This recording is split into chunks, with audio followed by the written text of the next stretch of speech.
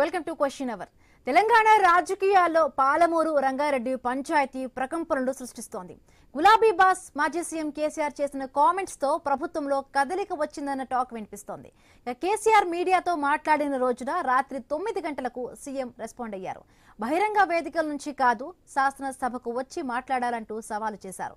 అంతే మరుసటి రోజు 5గురు మంత్రులు పాలమూరు బాట పట్టారు. ప్రాజెక్టులపై స్పీచ్లు ఇచ్చారు. కాంగ్రెస్ ప్రభుత్వంలో చేపట్టిన ఖర్చుల లెక్కలను బయటపెట్టే ప్రయత్నం చేశారు. అంతే మళ్లీ మాజీ మంత్రి బీఆర్ఎస్ ఎమ్మెల్యే హరీష్ రావు మంత్రుల కామెంట్స్ పై రియాక్ట్ అయ్యారు. సాగునీటిపై సభలో పీపీటీ ఇస్తామన్న ప్రభుత్వ నిర్ణయాన్ని స్వాగతిస్తున్నామన్నారు హరీష్ రావు. అయితే వాస్తవాలు చెప్పడానికి బీఆర్ఎస్ కు కూడా పీపీటీ ఇచ్చే అవకాశం ఇవ్వాలని డిమాండ్ చేశారు. సిపిఎం, ఎంఐఎం, బీజేపీ కంటే తక్కువ సమయం తమకు ఇస్తూ తమ గొంతుకును నొక్కుతున్నారని ఆరోపించారు. అవకాశం ఇస్తే మళ్లీ అసెంబ్లీ సాక్షిగా కాంగ్రెస్ సర్కార్ బండారాన్ని బయట పెడతామంటున్నారు. రాష్ట్రంలో ఉన్న అనేక సమస్యలపై చర్చించడానికి అసెంబ్లీ సమావేశాలను కనీసం 15 రోజుల పాటు నిర్వహించాలని డిమాండ్ చేశారు. డిపిఆర్లపై కాంగ్రెస్ తప్పుడు ప్రచారం చేస్తుందంటున్నారు హరీష్ రావు. 2023లో వాపసు వచ్చింది అని నిన్న ఉత్తమ్ కుమార్ రెడ్డి గారు మాట్లాడారు. మరి డిపిఆర్ వాపసు వస్తే ఈ పర్మిషన్లు ఎట్లా వచ్చినాయండి? మినిస్ట్రీ ఆఫ్ ట్రైబల్ అఫైర్స్ 17/7/2023లో పాలమూరు ఎత్తిపోతల పథకానికి 90 టీఎంసీలతో బీఆర్ఎస్ ప్రభుత్వము ప్రతిపాదిస్తే దానికి కేంద్ర ప్రభుత్వంలో ట్రైబల్ వెల్ఫేర్ డిపార్ట్మెంట్ ఇచ్చిన clearance. Ministry of environment and forest and climate change, ఇది ఎన్విరాన్మెంట్ అప్రైజల్ కమిటీ మా ప్రభుత్వం పోవడానికి 2 నెలల ముందు 10/8/2023 అంటే ఒక్క నెలనే కదా, 2 నెలల ముందు 10/8/2023లో 90 టీఎంసీలకు డిపిఆర్ మేము పంపిస్తే 10/8/2023 నాడు ఈఏసీ క్లియరెన్స్, ఇది forest department, environment and forest department నుంచి వచ్చిన క్లియరెన్స్. దాదాపు ఇవన్నీ క్లియరెన్స్లు మేము సాధించినాయి.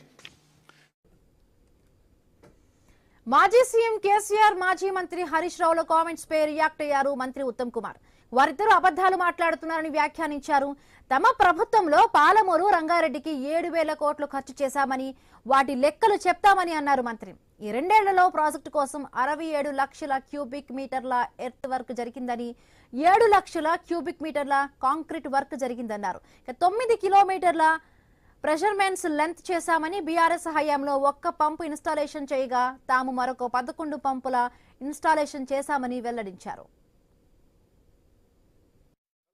చంద్రశేఖరరావు గారు మాజీ ముఖ్యమంత్రి పాలమూరు రంగారెడ్డి లిఫ్టిగేషన్ స్కీమ్ కి మేము 90% పనులు చేసినాము, వీళ్ళు తట్టెడు మట్టి ఎత్తలేదు, మేమేదో గొప్ప చేసినట్టుగా ఆయన మొదటి రోజు మాట్లాడిండు, మళ్ళా వారి అల్లుడు గారు మాట్లాడిండు. దానికి కొన్ని ఫ్యాక్ట్స్ అండ్ ఫిగర్స్ తో ఎంత అబద్ధాలు చెప్తుండ్రో దయచేసి మీరు గమనించాలి. తెలంగాణ ప్రజానీకానికి, తెలంగాణ రైతాంగాన్ని తెలవాలి. ప్రత్యేకంగా అతను ఉమ్మడి మహబూబ్ నగర్, ఉమ్మడి నల్గొండ జిల్లా గురించి వాటర్ రిసోర్స్ గురించి మాట్లాడింది కాబట్టి వాళ్ళు ఖర్చు పెట్టింది 27,000 కోట్లు పాలమూరు రంగారెడ్డి ప్రాజెక్ట్ మీద. నేను మొన్న చెప్పిన విషయం మళ్ళీ గుర్తు చేస్తున్నా, 27,000 కోట్లు ఖర్చు పెట్టి 1 ఎకరానికి కూడా ఆయకట్టు ఇవ్వలే. వాళ్ళు చేసిందల్లా 1 పంపు ఆన్ చేసి కొన్ని గంటల కోసం ఆన్ చేసి మళ్ళీ బంద్ చేశారు. మాజీ మంత్రి హరీష్ రావు, మంత్రి ఉత్తమ్ కామెంట్స్ తో పాటు బీజేపీ కూడా ప్రాజెక్టులపై స్పందించింది. బీఆర్ఎస్, కాంగ్రెస్ పార్టీలు నీటి ఇష్యూని వాడుకుంటున్నాయని ఆరోపించారు బీజేపీ తెలంగాణ చీఫ్ రామచంద్రరావు. బీజేపీని బద్నాం చేస్తున్నారని మండిపడ్డారు. అయితే డిపిఆర్ లో వెనక్కు పంపించిన మాత్రాన ప్రాజెక్టులను తిరస్కరించినట్టు కాదంటున్నారు కేంద్ర జలశక్తి శాఖ మాజీ మంత్రి సలహాదారు వెదిరి శ్రీరామ్. డిపిఆర్లను కరెక్ట్ చేసి మళ్లీ పంపవచ్చంటున్నారు. Central government has deliberately sent back the DPR is not correct. Central government under which CWC works, they go by the merit of the case. They go with the data at hand. They go with the data and information that has been submitted by the state, peruse the data, and if it is all as per the law of the land, then they would clear it. In this particular case, the DPR has been returned 3 to 4 times. It's not just the first time. And the returning of the DPR doesn't mean it's end of the life. When the DPR is returned back, you are supposed to look at why it is returned back, correct your information and answer the queries correctly and send back the DPR again to the CWC so that it will be looked into. His comments that central government has deliberately sent back the DPR is not correct.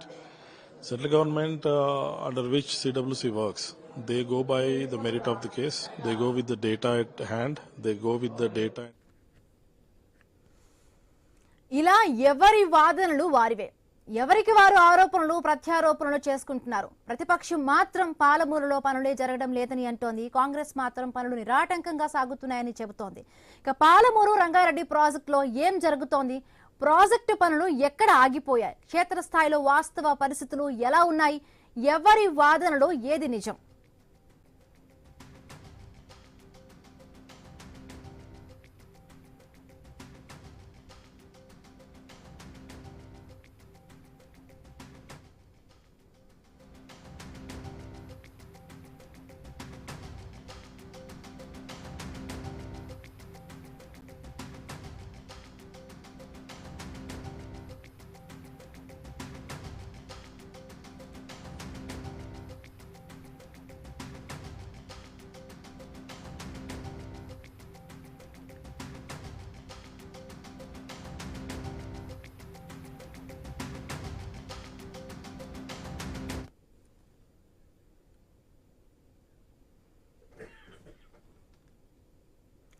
రెడ్డిగా మొన్న మాజీ మంత్రి కేసీఆర్ తెలంగాణ భవన్ కి మాట్లాడినప్పటి నుంచి కూడా మనం పాలమూరు ప్రాజెక్టుకు సంబంధించి కూడా మనం చూస్తున్నాం.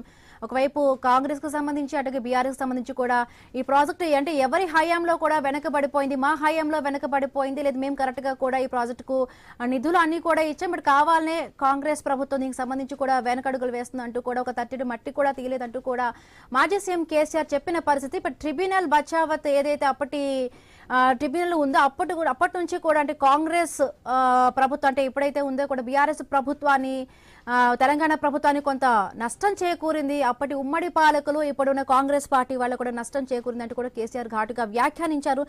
రైట్, మాట్లాడే ప్రయత్నం చేద్దాం. మా కరెస్పాండెంట్ వెంకటేష్ మహబూబ్ నగర్ నుంచి కూడా, మహబూబ్ నగర్ కరెస్పాండెంట్ ఆయన జాయిన్. నమస్తే వెంకటేష్. సో ఎట్లా చూడాలి మొన్నటి కామెంట్స్ సంబంధించి కూడా అంటే కృష్ణా ప్రాంతం అంతా కూడా 300 కిలోమీటర్లకు సంబంధించి కూడా ఆ ప్రాంతం అంతా కూడా కృష్ణా జలాలు కూడా మహబూబ్ నగర్ ప్రాంతంలో ప్రవహించే ప్రాంతం. అంటే కేసీఆర్ స్పష్టంగా కూడా చెప్పారు తెలంగాణలోని మహబూబ్ నగర్ ప్రాంతం చూసుకుంటే కూడా అప్పటి ఉమ్మడి పాలకులకు సంబంధించి ఇప్పుడు కాంగ్రెస్ పార్టీకి సంబంధించి ఎప్పుడైతే కూడా కృష్ణా వాటర్ని ఇటు తెలంగాణలోని మహబూబ్ నగర్ ప్రాంతానికి కూడా దారి మళ్లించలేకపోయారు, అటువైపు పక్షపాతం చూపించారంటూ కూడా అటు ఏపీ సీఎం చంద్రబాబు నాయుడు కూడా మాట్లాడారు, ఇప్పుడు కాంగ్రెస్ ప్రభుత్వాన్ని కూడా మాట్లాడిన పరిస్థితి. సో వాస్తవానికి అక్కడ ఉన్న మహబూబ్ నగర్ లో ఎవరైతే ఉన్నారో ఈ పాలమూరు ప్రాజెక్టుకు సంబంధించి అప్పటి రైతులు అందరూ కూడా వలస పట్టిపోయిన పరిస్థితి, అంటే ముంబై నగరానికి వలస పట్టిపోయిన పరిస్థితి, ఇప్పటికి చాలా వరకు కూడా ఎండిపోయిన ప్రాంతం. అంటే వాస్తవానికి ఇప్పుడున్న సిచ్యువేషన్ ఏంటి, అంటే నాయకులు చెప్తున్న దాంట్లో ఎంత వాస్తవం ఉంది, రైతులు ఇప్పటి వరకు ఉన్న ఎంత ఎంత ఎంత లక్షల వరకు కూడా వాళ్ళకి సాగునీరు అందించిన పరిస్థితి? వరలక్ష్మి, ఉమ్మడి పాలమూరు జిల్లా వ్యాప్తంగా చూసుకుంటే ఇక్కడ మహబూబ్ నగర్ తో పాటు నల్గొండ, రంగారెడ్డి జిల్లాలకు పాలమూరు రంగారెడ్డికి సంబంధించిన ప్రాజెక్టులు నిర్మిస్తే కృష్ణా జలాలను తరలించి అక్కడ వ్యవసాయానికి, అక్కడ ప్రజల అవసరాలకు, తాగునీటికి పనికొస్తుందనే కృతనిశ్చయంతో గత ప్రభుత్వంలో మాజీ సీఎం కేసీఆర్ సైతం ప్రతిష్టాత్మకంగా పాలమూరు రంగారెడ్డి ప్రాజెక్టును తీసుకున్నారు. ఆ ప్రాజెక్టుకు లక్షల నిధులను కేటాయించి ఆ ప్రాజెక్టు పనులనైతే 90% పూర్తి చేశారని చెప్పవచ్చు. 2.5 ఏళ్లు గడుస్తున్న కేసీఆర్ రేవంత్ రెడ్డి ప్రభుత్వం, కాంగ్రెస్ ప్రభుత్వం వచ్చిన తర్వాత 2.5 ఏళ్లు గడుస్తున్నా కూడా దానికి సంబంధించి ఒక ప్రాజెక్టు, పాలమూరు రంగారెడ్డి ప్రాజెక్టు ఒక్క పనిని కూడా నిర్వహించలేదని అయితే ఇక్కడ నగ్న సత్యంగా చెప్పవచ్చు. కానీ కాంగ్రెస్ ప్రభుత్వం మాత్రం ఒక పక్క ఖచ్చితంగా మేము ఆ ప్రాజెక్టు పనులను పురోగతిని పరిశీలిస్తున్నాం, ఖచ్చితంగా దానికి నిధులు కూడా విడుదల చేస్తున్నాం అని దానికి సంబంధించిన భారీ నీటిపారుదల శాఖ మంత్రి ఉత్తమ్ కుమార్ రెడ్డి కూడా చెప్తున్నారు. కానీ మొన్న జరిగిన ప్రెస్ మీట్ లో కేసీఆర్ స్పష్టంగా చెప్పడం జరిగింది, పాలమూరు రంగారెడ్డి ప్రాజెక్టు సంబంధించి మా ప్రభుత్వ హయాంలో ఖచ్చితంగా 75% పనులను నిర్వహించాం, కేవలం 25-20% పనులే కాంగ్రెస్ ప్రభుత్వం చేయాలి, కానీ ఇప్పుడు కూడా ఆ పనులు చేపట్టక చేతులు ఎత్తేసిందని కేసీఆర్ అయితే నర్మగర్భంగా చెప్పారు. అంటే మొన్న జరిగిన 2 రోజుల నుంచి జరిగిన ఈ ప్రెస్ మీట్ జరిగిన అనంతరమే ఆ ప్రభుత్వంలో కూడా చలనం వచ్చిందని చెప్పవచ్చు. సీఎం రేవంత్ రెడ్డి సొంత జిల్లాగా చెప్పుకుంటున్న పాలమూరు రంగారెడ్డి, ఈ పాలమూరు రంగారెడ్డి ప్రాజెక్టును ఖచ్చితంగా త్వరితగతిన పూర్తి చేసి 3 జిల్లాలకు, అక్కడ రంగారెడ్డి, మహబూబ్ నగర్, నల్గొండ జిల్లాలకు నీటిని వ్యవసాయానికి సంబంధించి తాగునీటి అవసరాలకు సంబంధించిన నీటిని చేయాలి. కానీ ఇప్పటికే జలాలకు సంబంధించిన ఉమ్మడి రాష్ట్రంలో తెలుగు రాష్ట్రాలు చాలా ఇబ్బందులు పడుతున్నాయి. దానికి సంబంధించి ఈ రెండు రాష్ట్రాల మధ్య చాలా వ్యతిరేకత ఉంది, ఇబ్బందులు వస్తున్నాయి. దానికి పరిష్కారం చేయలేక ఇక్కడ రేవంత్ రెడ్డి మిలాఖత్ అయ్యారని కూడా స్పష్టంగా మాజీ సీఎం కేసీఆర్ అయితే చెప్తున్నారు. ఘాటుగా విమర్శించిన సంఘటన కూడా చేసుకునే ఆ ప్రెస్ మీట్ లో. అంటే కేసీఆర్ ఎప్పుడైతే రేవంత్ రెడ్డి తన పాలమూరు జిల్లా తన సొంత జిల్లా అని చెప్పుకుంటారో ఆ జిల్లాకు సంబంధించిన పాలమూరు రంగారెడ్డి ప్రాజెక్టును పనులను వేగవంతం చేయాల్సిన బాధ్యత రేవంత్ రెడ్డిపై ఉంది. కానీ ఆయన ఏ ఒక్క రోజు కూడా దీనిపైన కూడా సమీక్ష నిర్వహించలేదు. ఈ ప్రాజెక్టు పనుల వేగవంతం ఎలా జరుగుతుంది, దానికి సంబంధించిన నిధులు ఎలా కేటాయించాలి, నిధులు కేటాయిస్తే ఆ ప్రాజెక్టు ముందరికి ఎలా వెళ్తుందనే ఒక్క సమీక్ష కూడా చేయలేదు. కానీ కేసీఆర్ ఏదైతే రోజు మాట్లాడినో ఆ రోజు నుంచే అక్కడ ఉత్తమ్ కుమార్ రెడ్డి కానీ అక్కడ సీఎం రేవంత్ రెడ్డి గారిని స్పందిస్తున్న సంఘటనలు చోటు చేసుకున్నాయి. దీంతో పాటు బీజేపీ కూడా ఆ ప్రాజెక్టుకు సంబంధించి ఇక్కడ కాంగ్రెస్ కానీ అక్కడ బీఆర్ఎస్ కానీ రెండు ఒకరిపై వేసుకొని తమను ఇబ్బంది పెడుతున్నాయి. కేంద్ర ప్రభుత్వం స్పష్టంగా చెప్పింది గతంలోనే జాతీయ హోదా కల్పించలేమని చెప్పినా కూడా ఇప్పటి కూడా ఈ రెండు ప్రభుత్వాలు 10 ఏళ్ల నుంచి ఉన్న. Thank you Venkatesh. రైట్, ఇక పాలమూరు రంగారెడ్డి ప్రాజెక్టులో ఏం జరుగుతోంది, ఎవరు చెప్తోంది నిజం? క్షేత్రస్థాయిలో కూడా పనులు అసలు జరిగాయా? ఎప్పుడో 2009లో అంటే మొత్తం 9 ఏళ్లు జరుగుతోంది, 9 ఏళ్లు కావస్తుంది. 2015లో ఈ ప్రాజెక్టు పూర్తయితే 9 ఏళ్లు కావస్తున్నా కూడా ఎందుకు ఈ ప్రాజెక్టు ఇంకా పట్టాలెక్కలేదు? రైట్, మనతో మాట్లాడేందుకు మాజీ మంత్రి పుష్పలీల గారు కాంగ్రెస్ నుంచి. నమస్తే మేం. చెప్పమ్మా. రైట్, అంటే రైట్, మొన్న చూసాం కేసీఆర్ గారు కొన్ని కామెంట్స్ చేశారు. అప్పటి ఉమ్మడి పాలకులు అంతకు ముందు కూడా కాంగ్రెస్ పాలించిన పాలకుల తీరు వల్లే కూడా తెలంగాణ ప్రాంతంలోని ఏదైతే ఇప్పుడు ఉందో పాలమూరు సంబంధించి కూడా మొత్తం కృష్ణా పరివాహక ప్రాంతం 230 కిలోమీటర్లు ఎంతైతే ప్రవహిస్తుందో మొత్తం కూడా ఇంటి ఏపీకి వాటర్ అయితే మళ్లించారు. బట్ తెలంగాణకు అన్యాయం జరిగింది. అప్పుడు బచావత్ ట్రిబ్యునల్ వల్లే కూడా మొత్తం అన్యాయం తెలంగాణకు జరిగిందంటూ కూడా ఆయన మాట్లాడడం జరిగింది. అదేమ్మా, మరి ఇప్పుడు ఆయనేమో మహబూబ్ నగర్ జిల్లాను అప్పుడు పాలమూరు జిల్లాను ఆయన దత్తత తీసుకున్నారు ముఖ్యమంత్రిగా ఉన్నప్పుడు. ఏపీసీ ఈయన తెలంగాణను మొత్తం కూడా ఇక్కడ నుంచి అంతా వలసలు పోతారు, ఈ జిల్లాను నేను తీసుకుంటాను, ఇక్కడ ప్రాజెక్ట్స్ నేనే చేస్తాను, నీళ్లు నిధులు నియామకాలు అని మాట్లాడారు. రైట్, 10 ఏళ్ల కాలం ఆయనే ఉన్నాడు కదా. 11 అంటే 10 ఏళ్ళు ఆయనకు కళ్ళు కనపడలేదు. మరి ఏ బుద్ధి వక్రించిందో తెలీదు. మరి అక్కడ తట్టడి మట్టి కూడా వేయకుండా అక్కడ ఉండి అక్కడ ఉన్న ఎమ్మెల్యేలు చెప్పినా పాపం నాగం జనార్దన్ రెడ్డి గారు కూడా అయితే అప్పుడు ఏ పార్టీలో ఉన్నా సరే ఆ ప్రాంత అభిమానంతో వీళ్ళు చేసిన అరాచకల మీద ఆయన గలమెత్తి మాట్లాడారు చాలా సార్లు. విత్ కాగ్ రిపోర్ట్స్ తీసుకొని ఆయన చాలా చాలా చాలా పోరాటమే చేశారు వీళ్ళు చేసిన అవినీతి మీద. ఈ ప్రాజెక్టు విషయంలో కానీ అక్కడున్న లోకల్ పార్టీలకు అతీతంగా కూడా ఫైట్లు చేశారు. అక్కడ నిజంగా కూడా వాళ్ళు ఎవరైతే ల్యాండ్ కోల్పోయిన వాళ్ళు కూడా ఉన్నారు చాలా మంది. అక్కడ ఉన్న వాళ్ళకి ఇప్పటి వరకు కూడా డబ్బులు ఇప్పించిన దాఖలాలు కూడా లేవు. వాళ్ళది ఇంకా స్థిరంగా అట్లాగే ఆ ఫైట్ నడుస్తూనే ఉంది. సో వీళ్ళంతా కపట ప్రేమ మాట్లాడటము ఇప్పుడు 10 ఏళ్ళు కళ్ళు మూసుకొని కూర్చొని ఇప్పుడు ఏ ప్రాజెక్టుల విషయంలో నేనైతే వీళ్ళు జరిగిన కోట్లాది రూపాయలు ఏ రకంగా నష్టం చేశారో తెలంగాణ బిడ్డలు ఉసురు పోసుకున్నారో వీళ్ళ డబ్బుల్ని తిన్నారో ఇప్పుడు ఆయన 2 ఏళ్ల తర్వాత ఎవరి మీద యుద్ధానికి వస్తున్నాడో మాకు అర్థం కావట్లేదు. పాలమూరు ప్రాజెక్టు విషయంలో కానివ్వండి మిగతా విషయంలో కానివ్వండి దాన్ని చేయకుండా మరి మొన్నటి వరకు ప్రాజెక్టు విషయంలో జరిగిన అవకతవకలు మొన్నటి వరకు కూడా జరిగిన దాని మీద లేటెస్ట్ గా మరి వాళ్ళ పతనానికి కారణాలైనవి అవే కదా. ఇప్పుడు దానికి సంబంధించి మాట్లాడకుండా నేను వచ్చానండి నువ్వు వస్తే ఏంటంట. ఇప్పుడు అధికారం కోల్పోయిన వాడు ఏమన్నా మాట్లాడొచ్చు. గతంలో ఉన్న కాంగ్రెస్ చేయలేదు అన్నాడు. సరే మరి ఈయన వచ్చినాక ఏం చేశాడు? పాలమూరు ప్రాజెక్టుకు సంబంధించి కానీ ఇక్కడ మాకు చేవెళ్లకు సంబంధించినంత వరకు ఆ ప్రాజెక్టుల విషయంలో కానీ మరి వాటిని అన్నిటి కూడా పట్టించుకోకుండా వాళ్ళ హయాంలో అయితే జరగలేదు మేము. కానీ మరి అధికారంలోకి వచ్చి మరి ఏడాది అవుతోంది. మరి ఏడాది కాలంలో కూడా ఎందుకు ఈ పార్టీ కూడా ఒక స్పష్టతను తేవడం లేదు? తప్పది చాలా తప్పు మాట్లాడుతున్నారు మీరు. ప్రజలకు ఆ క్లారిటీ ఉంది కాబట్టి వాళ్ళని మూలకు కూర్చోబెట్టారు. మీరు ఛానల్లో ఉండి 10 ఏళ్లు ఈ ప్రశ్నను కేసీఆర్ ని కూర్చొని ప్రెస్ మీట్ లో మాట్లాడకుండా ఏదో తమాషాలు ఏమంటారు వ్యంగ్యంగా మాట్లాడాలి, సెటైరికల్ మాట్లాడడం, ఎంటర్టైన్మెంట్ ఛానల్ లాగా వచ్చి 2 ఏళ్ల తర్వాత లేదు, వచ్చి ఆయన ఆయన మాట్లాడిన దానికే కాదు, అది ఏ పక్షానికి కూడా ఐ న్యూస్ ఏ ఎప్పుడు కూడా పక్షానికి నిలబడదు. కాదమ్మా, అంటే మీరు 10 ఏళ్ల లేరనే పాటు వాళ్ళు చేయలేదు అనుకుందాం అంటున్నారు, మనం. బట్ 1 year 2 years అవుతుంది కదా. సో అరే ఎందుకు నువ్వు వాళ్ళు అట్లా చేస్తున్న మళ్ళీ దానికి అట్లనే ఏం క్లారిటీ మాట్లాడతావు, ఇచ్చే నువ్వు అదే ప్రయత్నం కాంగ్రెస్ ప్రభుత్వం మాట్లాడకంటున్నాను మా చేయాలి కదా. నువ్వు. అరే నువ్వు అదే మాట్లాడకు, నువ్వు నాకంటే ఎక్కువ మాట్లాడుతున్నావు. అలా కాదు బిడ్డ, నువ్వు ఒకసారి ఓపిక విను. 10 సంవత్సరాల కాలంలో జరిగినన్ని అవకతవకలు ప్రతి ఇరిగేషన్ ప్రాజెక్ట్ లో ప్రతి దాంట్లో దోచుకున్నప్పుడేమో రాలేదు. 1 సంవత్సరం అసలు పరిపాలన అస్తవ్యస్తంగానే ఉంటది, ఎవరికి అర్థం కాదు. చూస్తే ఖాళీ డబ్బాని పెట్టిపోయారు, మొత్తం ఊడ్చుకుపోయారు. వీళ్ళ ఫ్యామిలీ తిన్నారు, మొత్తం తిన్నారు. ఆమెమో పోయి కవితమ్మనేమో పోయి మొత్తం లిక్కర్ స్కామ్, లిక్కర్ రాని అయిపోయింది. ఈయననేమో హరీష్ రావు ఏమో ప్రాజెక్టు విషయంలో కోట్లాది రూపాయలు తిన్నాడు. కేటీఆర్ ఏమో మరి ఇంకా వేరే చాలా కార్యక్రమాలు ఇరుక్కొని ఉన్నారు వాళ్ళు. సో వీళ్ళకందరూ కూడా అప్పుడు ఆ పాలన మీద ధ్యాస లేదు, ఈ ప్రాజెక్టుల మీద ధ్యాస లేని వాళ్ళని ఈ 1 సంవత్సరంలో 2 సంవత్సరాల నుంచి వినేవాళ్ళు కూడా నవ్వుకుంటున్నారు జనాలు.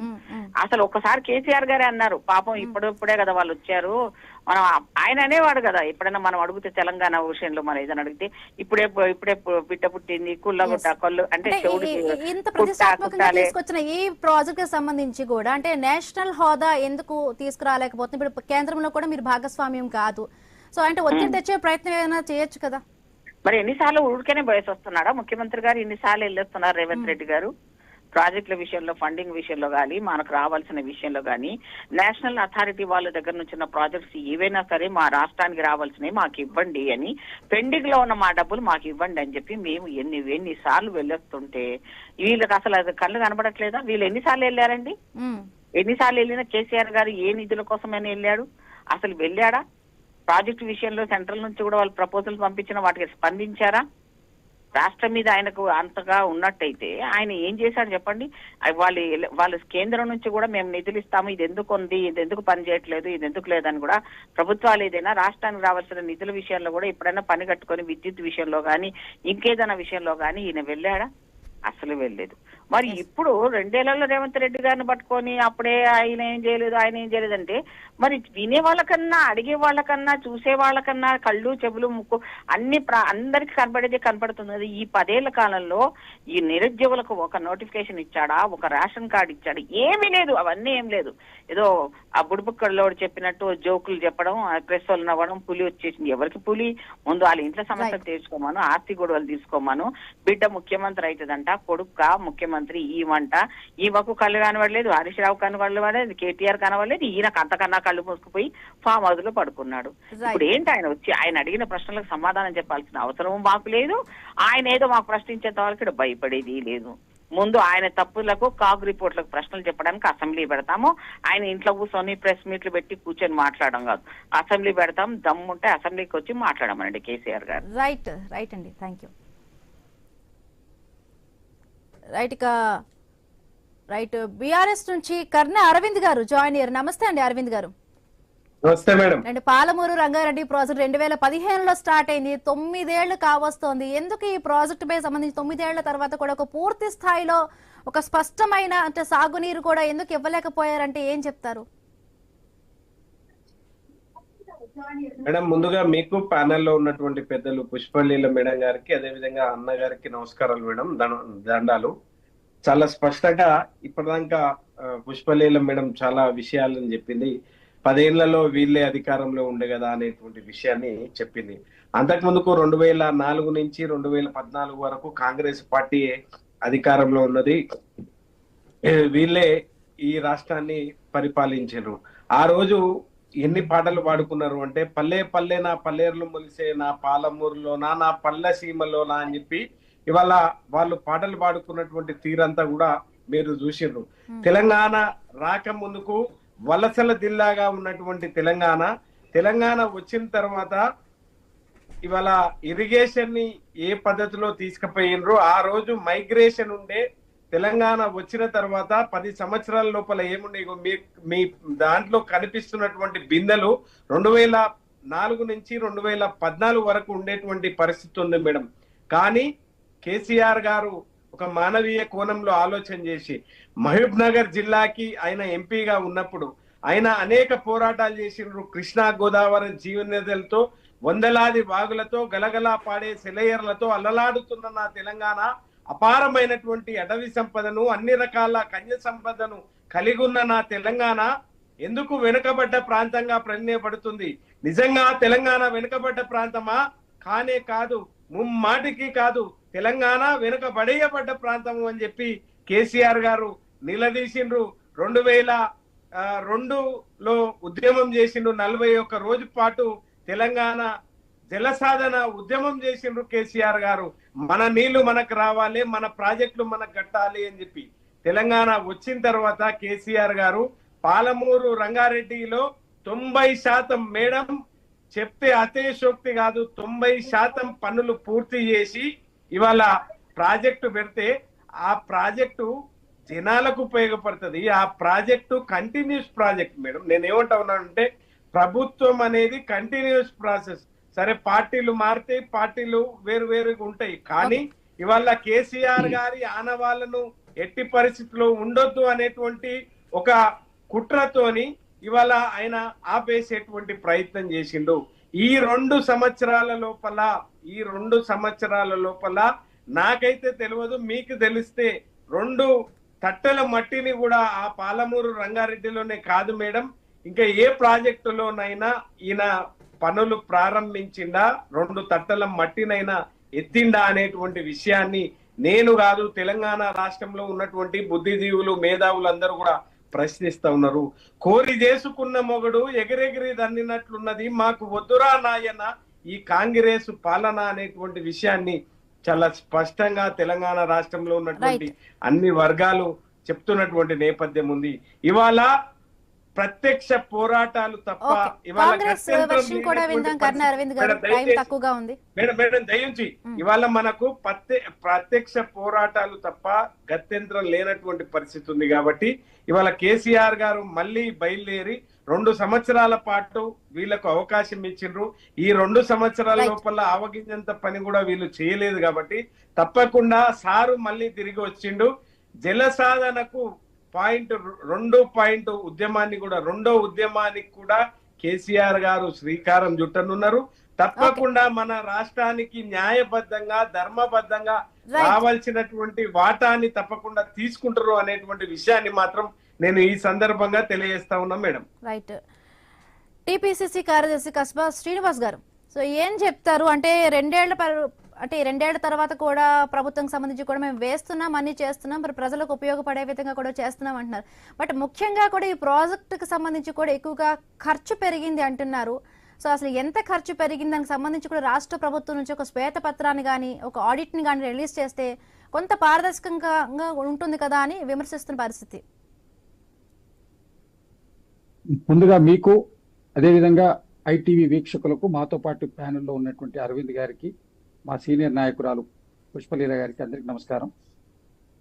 ప్రధానంగా మొన్న కేసీఆర్ గారు చాలా రోజుల తర్వాత వారు మేల్కొని ప్రజా సమస్యల మీద, పర్టికులర్గా ఇరిగేషన్ మీద, పాలమూరు రంగారెడ్డి మీదనే నేను చాలా స్పెసిఫిక్గా మాట్లాడతాను ప్రెస్ మీట్లో చెప్పి వారు చెప్పినటువంటి విషయం స్వాగతించదగ్గది.